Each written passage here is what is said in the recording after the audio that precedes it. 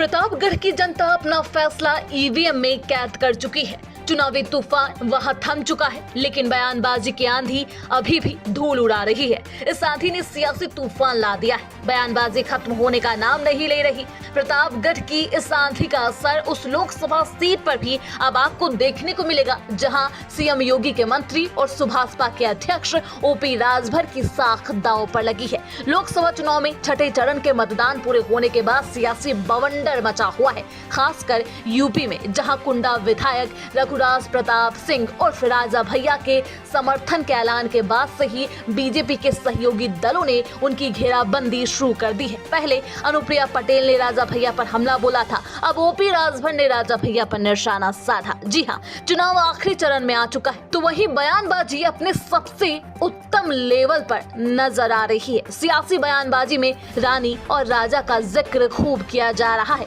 और अब कुछ ऐसा बयान दे दिया गया है मंत्री ओपी राजभर ने, जिसे सुन कुंडा विधायक भी हैरान हो जाएंगे। ओपी राजभर ने कहा, बाबा साहेब भीमराव अंबेडकर ने सभी रानियों का ऑपरेशन कर दिया है। अब रानी के पेट से राजा पैदा नहीं होगा, अब राजा बैलेट बॉक्स और ईवीएम से पैदा होगा। अनुप्रिया पटेल ने जो भी कहा उसमें गलत क्या है? सच कड़वा होता है। अब ईवीएम से ही सब कुछ होगा, ईवीएम से जो जीतेगा वही राजा बनेगा। अनुप्रिया पटेल ने बिल्कुल सही कहा है। राजा भैया बीजेपी का पूर्वांचल में कुछ भी बिगाड़ नहीं सकते। राजा भैया यह सोच रहे हैं कि वह बलिया में जाकर नीरज शेखर को हरा देंगे या गाजीपुर में पारसनाथ राय के खिलाफ कुछ कर पाएंगे, तो यह संभव नहीं है। अंतोगत्वा वोटर चुपचाप कमल को ही वोट देगा। पश्चिमी यूपी में भी पहले क्षत्रिय समाज का विरोध था, लेकिन कुछ नहीं हुआ।